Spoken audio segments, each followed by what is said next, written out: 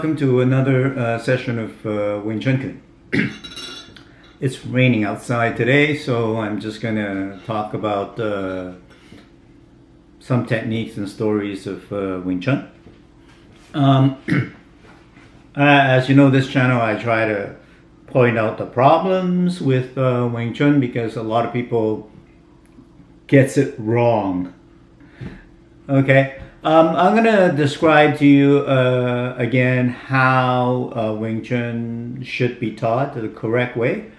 It seems that a lot of schools today are not teaching the correct way because a lot of people don't have a lot of patience. You know, is the 2022. People want all the answers of Wing Chun now, like. I want to know now, today, the first class they've ever taken. They want to know everything. So the way it was taught, like I learned Wing Chun when I was like 18, and it was like the early 80s. Okay, so I've been practicing Wing Chun for about maybe 40 years.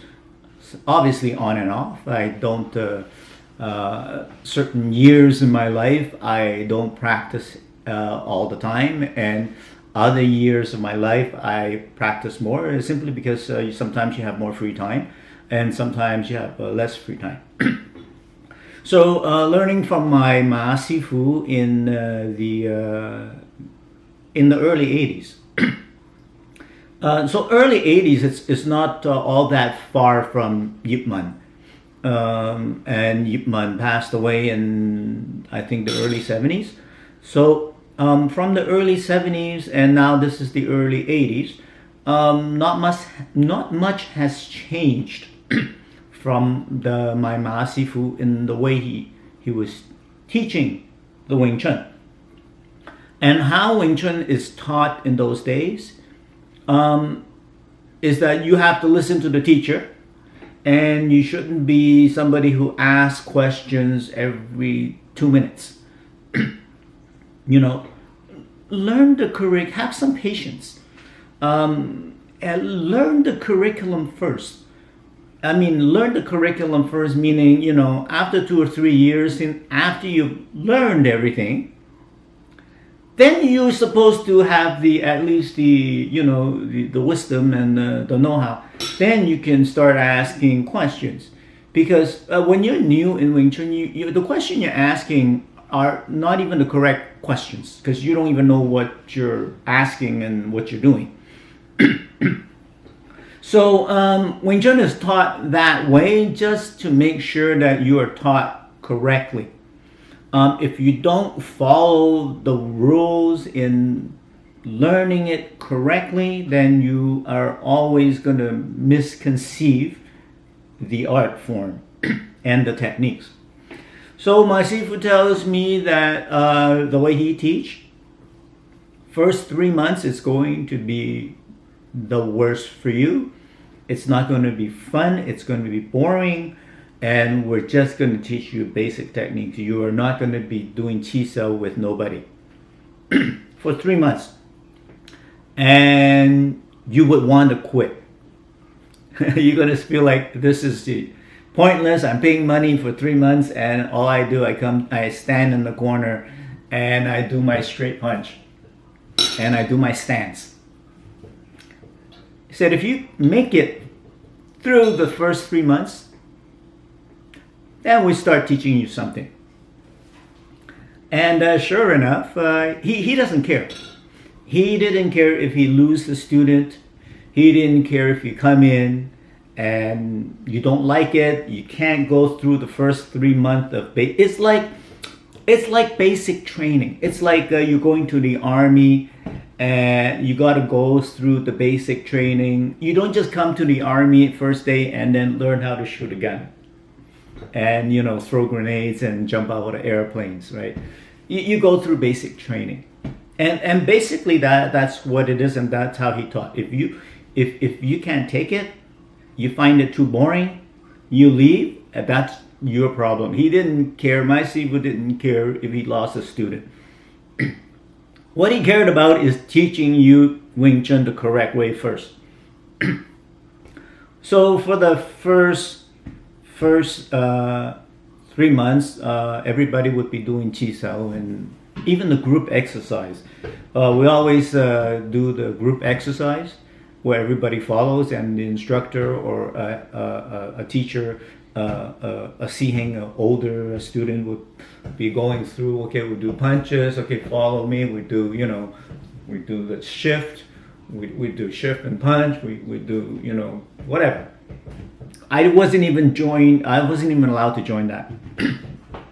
I would be standing in the corner, just doing straight punches, just getting my Ji Kim Yong Ma, my stance correctly. I would be doing straight punches, and I might be doing Tan, I might be doing Pak, I might be doing Jam, but not with anybody. First 3 months. Then, if you gotten the first 3 months, okay, so everything when you're gonna start off is Dan Chi or Dan Sao, single hands only. So you start off with only single hands. So every drill you do, well, we don't have a belt system, but every time you come to class and you practice with someone who's older than you, older meaning more experienced, the Sihing would say, okay, where are you at? Okay, what have you learned with somebody? Okay, you've learned only, let's say you've learned only Jam Sao. Okay, so I will do only Jam Sao with you today. I will not do double hands. So he would do only, you would touch hands and he would only like do a move, and then you try to jump. He would do a move and then you try to jump. And then you would try to do a straight move and then he would jump. And so on. But it was very, very, very, very strict. Everybody that came to practice with me, who's a Sihing, would ask, oh, okay, you only know the jump single hand, we'll only do the jump single hand. Nobody would graduate you unless after a couple of weeks and say your jump has really improved and you manage to like automatically do your jump really good with a little bit of a snap, where you see the jump comes from, obviously everything comes from the elbow, so you thrust with the elbow, and you start off with the tan, and as the tan's coming out, you rotate the wrist. Okay, the power is that you need to know how to rotate the wrist. Most people don't know, so they start off the jump with the hand already jumped. So that means your gun's already shot and your bullet is gone and your power is non-existent. So any moves is, you start off here in practice where you put your arm at the back.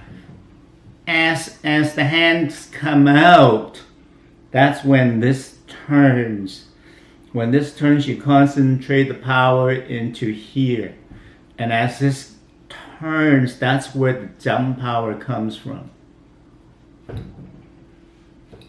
It's that power in itself is the jump. A lot of people, they don't know, beginners, they go like that and they jump straight. Okay, and then when you jump straight, you're just using muscle power. You're not using the actual rotational power of your jump and your whole arm and your elbow into the jump. So until you've learned the jump really well, so they'll teach you the jump for 3 weeks. So 3 weeks straight, every class you come to, besides standing in the corner doing your empty moves, okay, you would do only the jump for 3 weeks. Okay, so you would only do the jump. So you would punch something straight at you and you would do only the jump. You would only do the jump. So once again, the jump starts with the tan because you don't know what is going to happen. And then once you make contact, oh, this is suitable for a jump. So only at contact do you turn and jump the opponent's hand away and downwards while you are giving forward thrust into the jump. So until you've learned that well and they feel like, oh, okay, this is pretty good now. You've managed to jump my hand and derail my force away and going down, and you've derailed my force and you've occupied the center line with your jump. Okay, then we'll teach you a second move. So maybe they'll teach you a path or whatever. So a lot of people here today, they just learn to jump and they just do this. So they don't really understand there's two moves here. Okay, there's two moves here before the jump. Okay, so you have the tan. So that's why we try not to teach you everything, and we try not to you're not supposed to be sparring until you're like, you know, chi sao and all that. You're not supposed to be doing that until you're like 6 months in. Single hand chi sao. You're not supposed to be doing that until you're like 6 months in. Because then they think the jump is like this. So the jump is supposed to start with a tan. So after the tan, you're supposed to have a wu to the protecting hand, just the wu, the protecting hand. So you have to start with the tan. Well, why do you start with the tan when it's a jump? Well, all three hands is contained within that one hand. Okay, when I say hand, you know, I'm Cantonese and I mean the whole arm. A hand means one move. So you begin with a tan because it may not be a jump. You may not need to apply a jump. You don't know what you're going to encounter. If you don't encounter anything, that tan will become an attack. So, as well as a defense. So the tan could be a defense. The tan could be, oh, there's nothing in my line now from my hand to the opponent's head or torso. So that tan will change into a fist and a punch. That tan could be then changed into a palm strike. That tan could be changed into a chop. That tan could change into a pop. So we always start with the tan.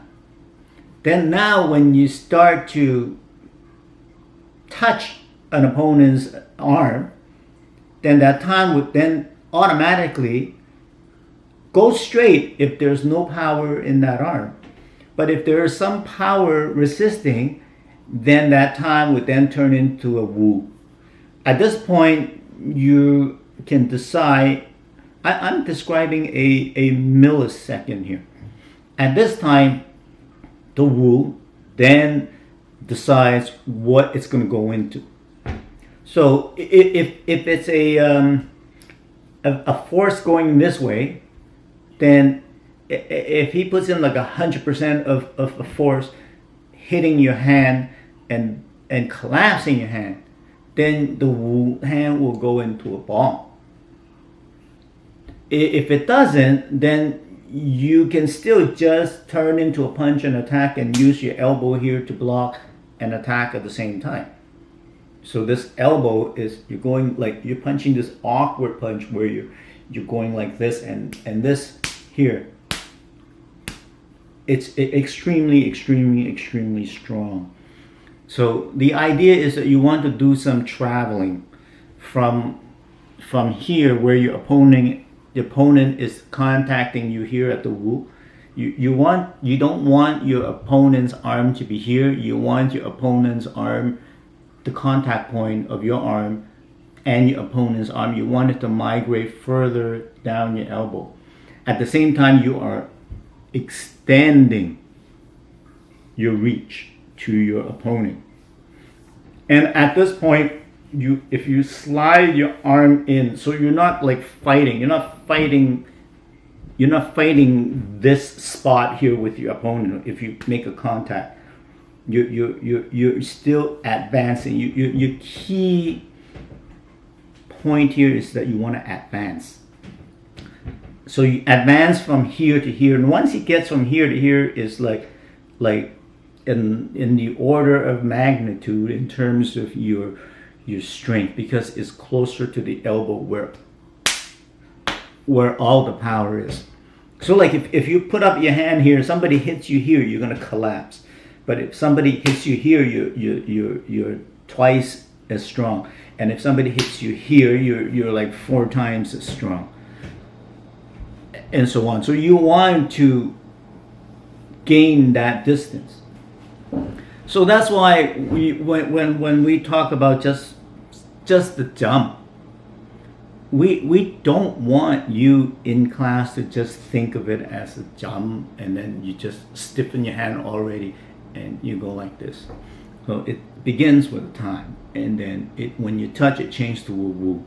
At the point of the woo, you can switch that into a bong. If it collapses your hand, you can switch that woo to a tan. You can switch that to a jat.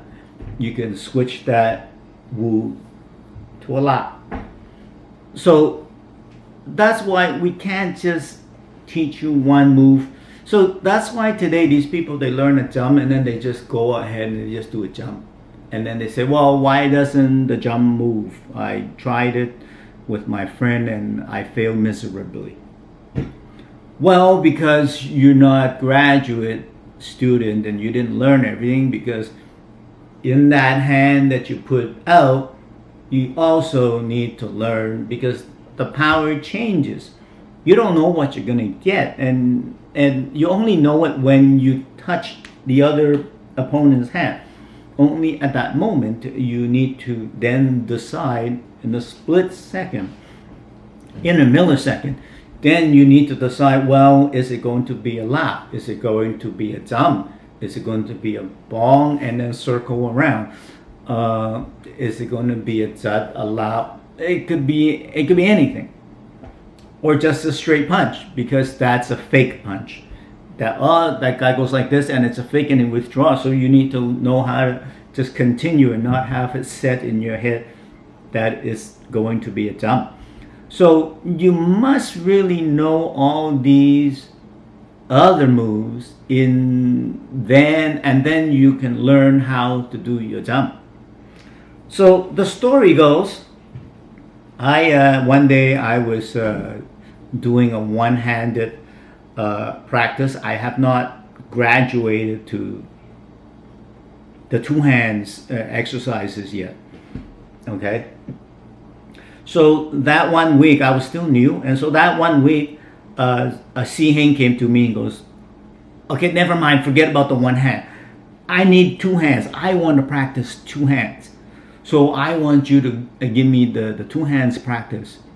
And I said to the guy, but I'm not at that level yet. And the guy said, it's okay. I need to practice. So just we'll do the two hand exercise. Okay, good. So I started doing the two hands exercises for that day. So the next week I went. The guy's not there that day. So the next week I went. So another Si Heng come to me. Okay, I'll practice with you. And then the Si Heng goes, well, where have you learned? And what have you learned so far? What is your level? And I said, I've started the two hand practice. And then he goes, you don't look like you at the two hand practice level.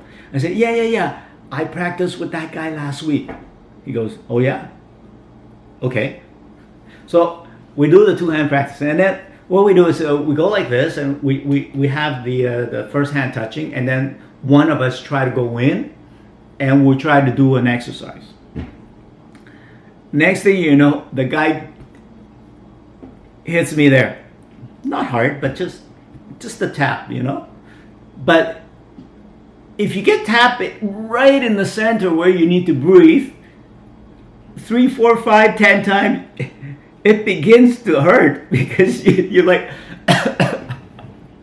it starts to hurt because he's getting like right here.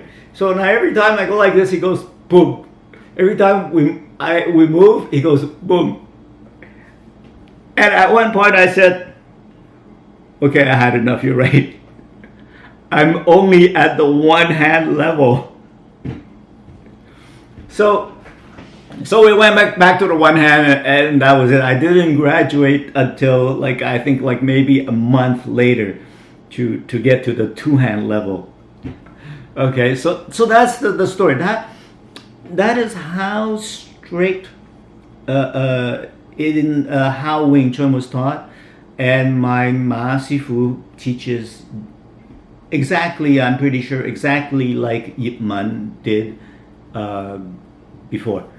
Um, that Wing Chun has to really be taught slowly, and until you've learned all the moves, knowing that you know the one hand that you put out is not just a one hand, it's not just a jump and then that's it. There's multiple hands that you put out within that one hand, and it seems like nobody seems to have this kind of patience nowadays.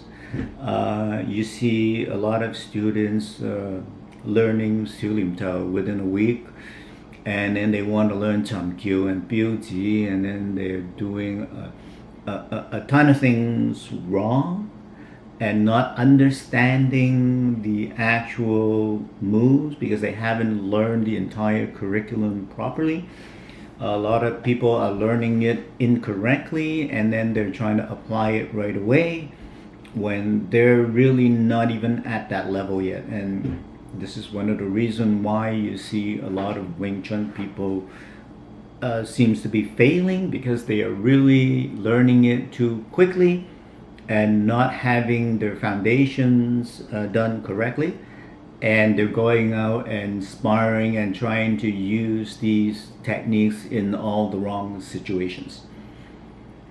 So that's my shtick of the day. I hope you enjoyed it and got a little bit of insight on how Wing Chun was taught and learned in the old days. And old days is in the 80s. So okay, so have a good day, and thank you for watching. Bye.